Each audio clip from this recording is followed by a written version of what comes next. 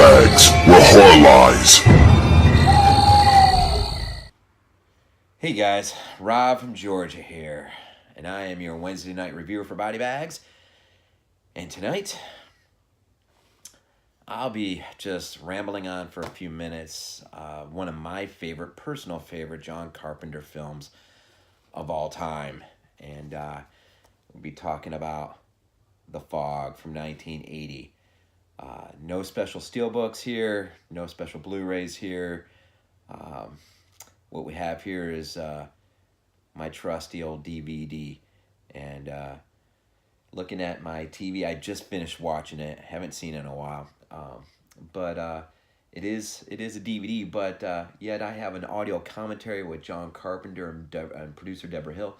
I have documentaries. I have a few on here. Outtakes, storyboard to film comparison, advertising gallery, which includes multiple trailers, TV spots. I wish I had some radio spots, but TV spots and photo gallery. And so there's a lot more on this DVD than we're getting on Blu-rays today. And so that's pretty sad. But The Fog, John Carpenter, again, 1980. Deborah Hill, the cast. What can you say about the cast? I mean, Jamie Lee Curtis, of course, and her mother, Janet Leigh. Adrian Barbeau has her film debut. Charles Cyphers, Tom Atkins. Of course, I'm not remembering her name, but the one who plays Annie in Halloween. I'm sure I just said Charles Cyphers, but, you know, Sheriff Brackett from Halloween. Hal Holbrook is in this thing. I mean, he's freaking awesome. And as the father of the community, the priest. John Carpenter has a cameo. And I know he absolutely hates it, but I love it. It's great. I don't know why he hates it so much, but John Houseman has a great cameo in the beginning, or I don't know if cameo is the right word for it, but he sort of delivers one of the great opening scenes of any movie, anytime. I mean, it's the old camp, scary story around the campfire with a bunch of kids, and of course he's relating the story of the Elizabeth Dane, the ship in question here, and just the terrible events that befall the ship, which are directly connected to the founders of Antonio Bay. And so what we have here really in plot is the story. It's a ghost story. It's a story of a town which has had a curse on it for 100 years, unbeknownst to them, because of things that the forefathers have done, which are coming to light very, very quickly. And thoughts. I mean, this is one of my favorite films. It might be my favorite John Carpenter film. I mean, notwithstanding The Thing or Halloween. Of course, he's got so many great films that are just so enjoyable. But The Fog is, it just works on a different level. It's very personable to me. I've heard it say by Dario Argento that, Phenomena is his most personable film. And so as a viewer, I mean, I find The Fog is just, I don't know, it hits the right chord. Probably helps that when I was a kid, I don't know, somewhere between 1980 and 83, for my birthday, I got to go to the drive-in to see a double feature. The Legacy opened, and then, of course, John Carpenter's The Fog. And so those films must have had a re-release, unless I was 10, caught it at the drive-in, and The Legacy was getting a re-release and was playing with The Fog. Either way, as a kid, I was absolutely blown away. I mean, just, I remember the TV spots as a kid, and, all the scare moments and stuff. But over the years, I've just fallen in love with this film. It's a great film. The cinematographer, Dean Cundy, of course, who will work with John plenty. He just does an absolutely incredible job. John does the music, of course, one of his best scores as far as I'm concerned. But the shots that you see in this film are insane. Whether it was filmed in anamorphic, Panavision, widescreen. It's the shots of the ocean are insane. Whether you're seeing it from the viewpoint of the roadways, or even as Stevie Wayne, Adrian Barbeau's character, is making her walk down the steps to the lighthouse. She's a DJ, KAB radio, which is in the lighthouse.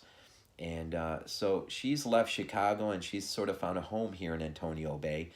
And she's sort of like your guy from The Thing from Another World, who is on the radio sort of communicating with people and whatnot. And in fact, there will be a direct nod to The Thing from Another World in her closing remarks across the radio. Very Howard Hawksian type film. Of course, Adrian has that strong character, strong female character in this film. Lovecraftian. I mean, there's a point over the radio when they're talking about the seagrass, is the ship that you're introduced to in the beginning, which is out at sea. They're fishing, couple guys out fishing in the fog. This is the first, I guess, attack of the fog on the ship and them, and that is just such an awesome scene. But you hear on the radio that this takes place near Arkham Reef and Whately, and these are, of course, two names from Lovecraft literature. And even some Fulcian nods. There's a scene in the church towards the end when the ghost's arms are coming through the color stained glass, and it just has a Fulcian nod at some point. Not heavy by any stretch of the imagination, but I think it's there nonetheless. Howard Hawks is felt again. Just the music. The fog has its own character. Boy, it's insane. I was thinking about this tonight when I was rewatching it, and that was just something in the remake, which is just absolutely, I'm just sorry. I probably shouldn't say this without backing up my own statement, but the remake is not good at all. And one of the things that falls short on is the fog.